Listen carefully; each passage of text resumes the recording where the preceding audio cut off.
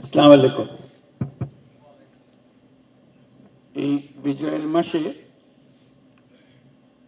একটা বড় সৌভাগ্য আমাদের সবাই মিলে যে বেগম রোকেয়াকে স্মরণ করতে পারছি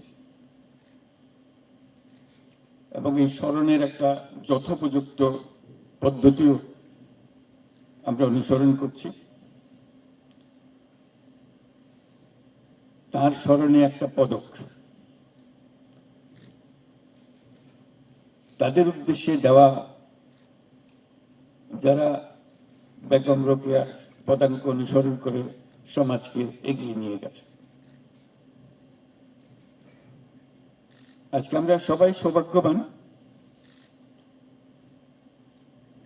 বেগম রোকেয়াকে স্মরণ করতে পেরে এবং তার ঐতিহ্যকে ধারণ করতে পেরে এই পদকের মাধ্যমে। আজকে যারা পদক পেলেন এটা তার কোনো সাম্প্রতিক কোনো কাজকর্মের জন্য না, তাদের প্রত্যেকেরই সারা জীবনের যে কর্তব্যবোধ এবং অনুপ্রেরণা নিজের জীবনে ব্যক্ত করেছেন এবং সবার কাছে, দেশের সবার কাছে আদর্শ হিসেবে ধরেছেন, তাদের জন্য এই সম্মাননা। আমরা অনেকক্ষণ খুব গম্ভীরভাবে বসে আছি।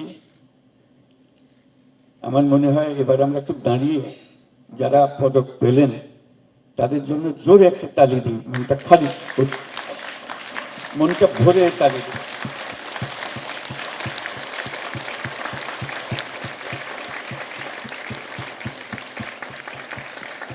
ধন্যবাদ।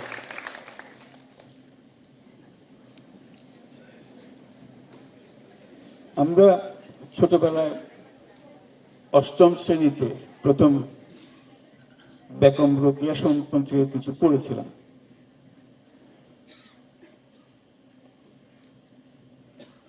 কেন পড়ানো হচ্ছিল তখন তত বুঝিনি, কিন্তু যতই উপরের শ্রেণীতে গেছি এই নাম বারে বারে ফিরে এসছে এবং অবাক হয়েছি তার কর্মকাণ্ড দেখে, তার চিন্তা ভাবনা দেখে। আমি এই কারণে এটা উল্লেখ করলাম, যারা সেই আমাদের বহু বছর আগে, যখন অষ্টম শ্রেণীর ছাত্র, সে বহুকাল আগে, যারা এই পাঠ্য বই প্রণয়ন করেছিলেন, তাদের মাথায় যে চিন্তা ছিল যে এই বেগম রোকেয়ার কথাটা বইতে ঢোকালে এটা কাজে লাগবে, তাদেরকে আমি স্মরণ করি। আজকে যারা সিদ্ধান্ত নিয়েছিলেন ধন্যবাদ জানাই। আজকে যারা পাঠ্যপুস্তক রচনা করেন তাদের কাছে আহ্বান জানাচ্ছি, এরকম কতজনের নাম, কত চিন্তার বীজ এই ছোটবেলার ছোট্ট বইটাতে আপনারা দিচ্ছেন, সেটা চিন্তা করার জন্য। কারণ ওর মাধ্যমেই উঠে আসবে নতুন চিন্তা, নতুন ভাবনা। রোকেয়া সম্বন্ধে আমার যেটা প্রথম স্ট্রাইক করেছিল, এখনো করে, তার সাহস এবং কি পরিস্থিতিতে উনি বড় হয়েছেন সেটা সবার জানা আছে। আমাদের আজকের তুলনায় সম্পূর্ণ ভিন্ন। লেখাপড়ার সুযোগটা আবার কিভাবে পেয়েছেন, কি ধরনের, কত কষ্ট করে সে লেখাপড়া তাকে করতে হয়েছে, ওর মধ্যেই তিনি এক প্রতিবাদী বালিকা, প্রতিবাদী মহিলা, প্রতিবাদী তরুণী হয়ে উঠে আসছেন। আমি সেই বিস্তারিতের মধ্যে যাব না, শুধু একটা বিষয়ে উল্লেখ করব, তার কল্পনা শক্তি। কাজের বর্ণনা করব না, সেটা অনেক বর্ণনা পেয়েছেন। তার কল্পনা শক্তি আমাকে অবাক করে। এবং এই কল্পনা শক্তি আমাদের সবার আছে, কিন্তু আমরা বেগম রোকেয়ার মতো করে তাকে ব্যবহার করতে পারছি না। এখানে কেউ বাধা নেই, কল্পনাতে কারো কোনো বাধা নেই। বলতে পারবেন না সরকার আমাকে বাধা দিয়েছে, পরিবার আমাকে বাধা দিয়েছে, তা বলা যাবে না, কারণ এখানে বাধা নাই। কল্পনার শক্তি মানুষের সমস্ত শক্তির ঊর্ধ্বে, সর্বোচ্চ। এটাতে কোনো পয়সা খরচ নেই, এটাতে কোনো আয়োজন নেই, শুধু মনটাকে ছেড়ে দাও। এবং বেগম রোকেয়া সেটা করেছে। এই যে কল্পনা শক্তি, তার সুলতানার স্বপ্ন, অবাক লাগে, কি চিন্তা তার, এবং সে চিন্তা লিখে গেছে, মনকে আরেক দুনিয়াতে নিয়ে গেছে। কল্পনা, কল্পনার শক্তিটা আসে এই জন্য,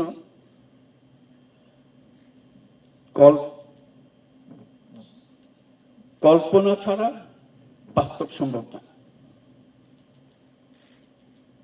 যদি কল্পনা করি, একদিন সেটা বাস্তব হবে। যদি কল্পনা না করি, বাস্তব হওয়ার কোনো সম্ভাবনা নাই। অথচ এই কল্পনা শক্তি আমার আয়ত্তের ভেতরে, যেটা সুলতানার স্বপ্ন, সুলতানার কল্পনা। চাঁদে যাওয়ার কল্পনা করেছি, মানুষ একদিন চাঁদে গিয়েছে, আর তারপরে আরো আরো বহু দূরে চলে গেছে। ওই শুধু কল্পনা। যদি চাঁদে যাওয়ার কল্পনা না হতো, এই দুঃসাহসিক অভিযান আর হতো না। আজকের দিনে আমার মনে হয় এই অনুষ্ঠান, যেটা আমরা বেগম রোকেয়াকে স্মরণ করছি, শুধু যারা তাদের জীবন উৎসর্গ করেছেন তার কল্পনা শক্তিকে আরো এগিয়ে নিয়ে যাওয়ার জন্য, কর্মের মাধ্যমে এটা প্রমাণ করার জন্য, সেটা অবশ্যই আমাদের রাষ্ট্রীয় দায়িত্ব, আমরা সেটা পালন করব। কিন্তু দিনটা শুধু পদক প্রদান পর্যন্ত যেন সীমাবদ্ধ না থাকে।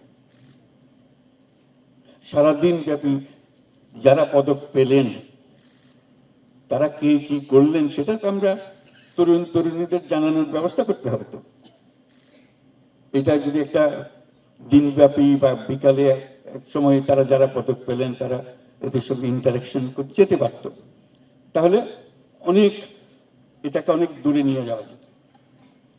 আরেকটা বিষয় আমার মনে হয়, এই সুলতানার স্বপ্ন যেটা রোকেয়া দেখে গেছেন, সেই সিরিজটাকে কন্টিনিউ করা, এবং প্রতি বছর এই উৎসবে ওই দিন একটা পুরস্কার দেওয়া, যার চিন্তা সবার চেয়ে সুন্দর চিন্তা হয়েছে, অদ্ভুত প্রচন্ড রকমের চিন্তা হয়েছে। এবং সেটার নাম হতে পারে, আমি একটু নাম সাজেস্ট করছি, অন্যরা আরো নাম দিতে পারে, সুলতানার স্বপ্ন 2024, সুলতানার স্বপ্ন 2025। কারণ সুলতানা রোকেয়ার ওখানে থেমে যায়নি, এটা চলছে, চলমান চিন্তা। কাজে এই সিরিজ কার কোন চিন্তা, কোন বছরের চিন্তা সবচেয়ে আকর্ষণীয় হয়েছে, পুরস্কার পাবে সেটা তো বটেই, কিন্তু তার মধ্যে আন্তঃবৎসর পুরস্কারগুলো দেখা, কে কি করলো, কে চিন্তা করলো, যাতে করে আমরা উদ্বুদ্ধ করি সবাইকে। সারা দেশব্যাপী এটা প্রতিযোগিতা হবে। এবার সুলতানার স্বপ্ন 2024 কে পাবে, কে চিন্তাতে এসছে এটার মধ্যে। তাহলে চিন্তাটা ওই যে কল্পনা করার উৎসাহটা মানুষের মধ্যে জাগবে। সেই কথাগুলো চিন্তা করে আজকে আমরা আবারও অভিনন্দন জানাচ্ছি যারা সারা জীবন ব্যাপী তাদের কর্মকাণ্ডের মধ্যে এই সুলতানার স্বপ্নগুলো কাজে পরিণত করেছেন। আমার আরো বহু স্বপ্ন রয়ে গেছে, এখানে থেমে যায়নি।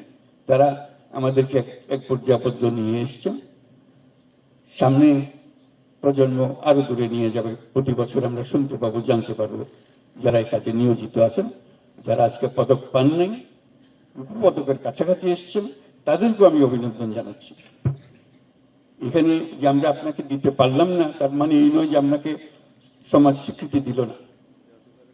সমাজ এই বছর দিল না, আগের বছর, সামনের বছর দেবে, পরের বছর দেবে।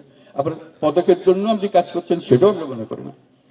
আপনি নিজের নিজের কারণেই করছেন, কেউ আপনাকে এটাকে দিয়ে এই পদক পাবো সেই জন্য করবো, এরকম কোনো কারণে আপনি করছেন সেটা কারো মনে করার কোনো কারণ নেই। যারা পান নাই তাদেরকেও আমি অভিনন্দন জানাচ্ছি। আপনাদের কাজগুলো আমাদের সামনে আসছে এবং সমাজের পরিবর্তন আসছে আপনাদের কাজের মাধ্যমে। আপনাদের সেজন্য সবার পক্ষ থেকে অভিনন্দন জানাচ্ছি। আজকে এই অনুষ্ঠানের জন্য আমি শারমিন মোর্শেদকে ধন্যবাদ জানাচ্ছি এত সুন্দরভাবে অনুষ্ঠানটা করার জন্য, এবং সবাইকে ধন্যবাদ জানিয়ে আমার বক্তব্য শেষ করছি। ধন্যবাদ।